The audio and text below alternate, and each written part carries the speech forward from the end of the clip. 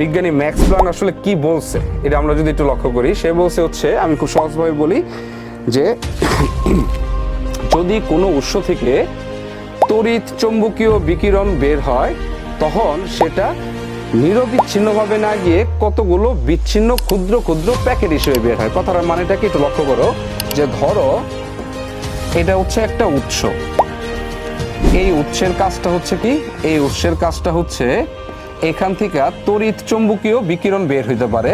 এখন এখান থেকে যখন তড়িৎ চৌম্বকীয় বিকিরণটা বের হবে বা কোনো আলো বের হবে, তখন ম্যাক্স প্লাঙ্কের থিওরি অনুসারে এগুলা কতগুলো এরকম ক্ষুদ্র ক্ষুদ্র প্যাকেট হিসেবে বের হবে। ঠিক আছে, যেহেতু ক্ষুদ্র ক্ষুদ্র প্যাকেট হিসেবে বের হইতেছে, তাহলে ম্যাক্স প্লাঙ্কের থিওরি অনুসারে আলোর প্রবাহটা হচ্ছে বিচ্ছিন্ন। ঠিক আছে, এখন সে বলছে এই প্রতিটা প্যাকেটের আবার নির্দিষ্ট পরিমাণ একটা শক্তি আছে, এই শক্তিটা হচ্ছে ই। এবং এই যে যেটা বললাম যে ক্ষুদ্র ক্ষুদ্র প্যাকেট হিসেবে বের হবে, এই প্যাকেটগুলোকেই ম্যাক্স প্লাঙ্ক তার সময়ে একটা নাম দিছিল হচ্ছে কোয়ান্টাম। কি নাম দিছিল? কোয়ান্টাম, এই প্যাকেটগুলোকে। এবং সে বলছে প্রতিটা প্যাকেট বা কোয়ান্টামের একটা নির্দিষ্ট পরিমাণ শক্তি থাকবে, শক্তিটা হচ্ছে ই। এবং সে তার থিওরি মতে বলছে এই প্রতিটা প্যাকেটের যে শক্তি, এটা হচ্ছে যে আলোটা নির্গত হচ্ছে তার কম্পাঙ্কের সমানুপাতিক, মানে ই ইজ প্রপোর্শনাল এফ। আবারও বলতেছি, আলো যখন কোনো উৎস থেকে বিকিরিত হবে কতগুলো ক্ষুদ্র ক্ষুদ্র প্যাকেট হিসেবে বিকিরিত হবে।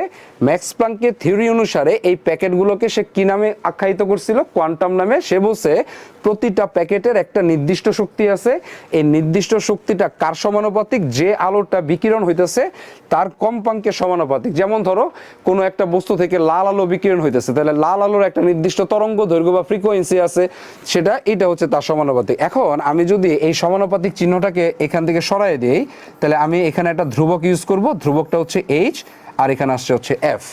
এই এইচটাকে বলা হয় হচ্ছে প্লাঙ্ক কনস্ট্যান্ট। কি কনস্ট্যান্ট? Planck constant. এবং এই প্লাঙ্ক কনস্ট্যান্টের মানটা খুবই ইম্পর্টেন্ট, এটা এমসিকিউর জন্য আসে। 6.626 ইন্টু 10⁻34 জুল সেকেন্ড, অথবা 6.626 ইন্টু 10⁻27 আর্ক সেকেন্ড। একটু মনে রাখো, যদি এককটা জুল সেকেন্ডে থাকে তার মানে এককটা দেওয়া হয়েছে হচ্ছে এসআই পদ্ধতিতে।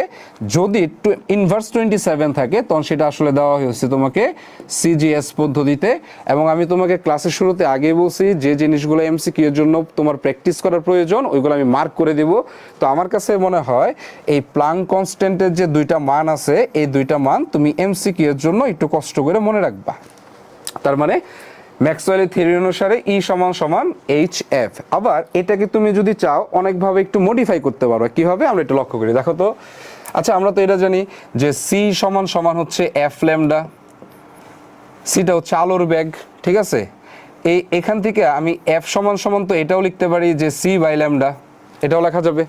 এখন এই এফ এর মানটা যদি এখানে নিয়ে বসাই, তাহলে এই ম্যাক্স প্লাঙ্কের যে থিওরিটা আছে, দেখো তো এটাকে এইভাবে লেখা যায় যে কোনো আলো থেকে যদি ফোটন নির্গত হয়, ওই একটা ফোটনের শক্তি হচ্ছে ই সমান সমান এইচ এফ, অথবা হচ্ছে এইচ সি বাই ল্যামডা। এটা হচ্ছে কয়টা ফোটনের শক্তি? এটা হচ্ছে একটি ফোটনের শক্তি। এটা হচ্ছে একটি ফোটন। আচ্ছা, ফোটন কথার কোথায় থেকে আসলো? ওই যে ম্যাক্স প্লাঙ্ক যেটাকে প্যাকেট বা কোয়ান্টাম নাম দিছে 1905 সালে আইসা বিজ্ঞানী আইনস্টাইন, ওই কোয়ান্টামগুলোকেই আলোর ক্ষেত্রে সে নাম দিছে হচ্ছে ফোটন। এই কারণে বলা হয় যে আলোর ক্ষুদ্রতম একক হচ্ছে ফোটন, বা আলোর যখন কণা হিসেবে কাজ করে তখন অবশ্যই কণার একটা পরিচয় থাকবে, এই কণাটাকে বলা হয় কি কণা? ফোটন কণা। ফাইন। এখন একটু লক্ষ্য করো তো, এই সমীকরণ দিয়ে তুমি একটা ফোটনের শক্তি বের করতে পারবা, কিন্তু আলো থেকে যখন ফোটন বের হয় তখন তো অসংখ্য পরিমাণে বের হয়। তার মানে যদি কোনো আলো থেকে এন সংখ্যক ফোটন বের হয়, তাহলে এন সংখ্যক ফোটনের শক্তি হচ্ছে এন এইচ এফ,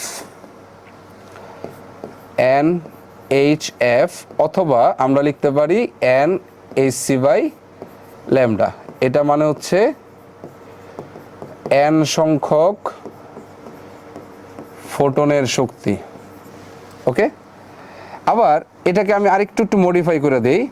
ধরো এন বলতে আমি বলছি তোমাকে 10টা ফোটনের শক্তি জিজ্ঞাসা করলো, 20টা ফোটনের শক্তি জিজ্ঞাসা করলো, তুমি এখানে এন এর মান বসাবো। এরকম হইতে হইতে তোমাকে অ্যাভোগাড্রো সংখ্যক ফোটনের শক্তি জিজ্ঞাসা করলো।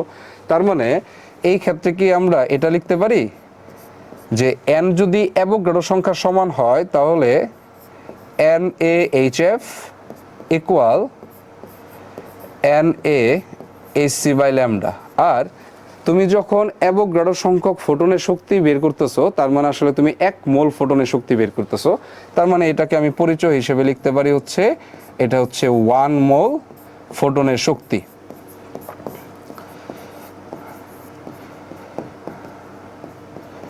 এটা হচ্ছে 1 মোল ফোটনের শক্তি।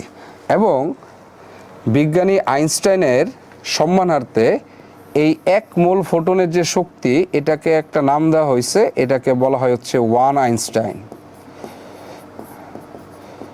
এটাকে বলা হয় হচ্ছে 1 আইনস্টাইন। খুব ট্রিকি প্রশ্ন যদি করে তাহলে এখান থেকে প্রশ্ন করতে পারে। তোমাকে জিজ্ঞাসা করলো যে 1 আইনস্টাইন ফোটনের শক্তি কত হবে, ঠিক আছে? তার মানে 1 আইনস্টাইন ফোটনের শক্তি মানে তোমাকে বলা হয়েছে যে আসলে 1 মোল ফোটনের শক্তি কত।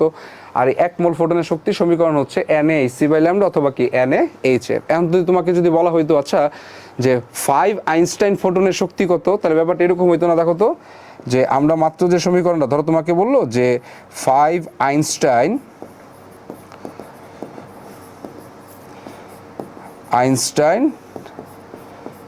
ফোটনের শক্তি কত, তোমাকে ধরো এটা জিজ্ঞাসা করা হয়েছে,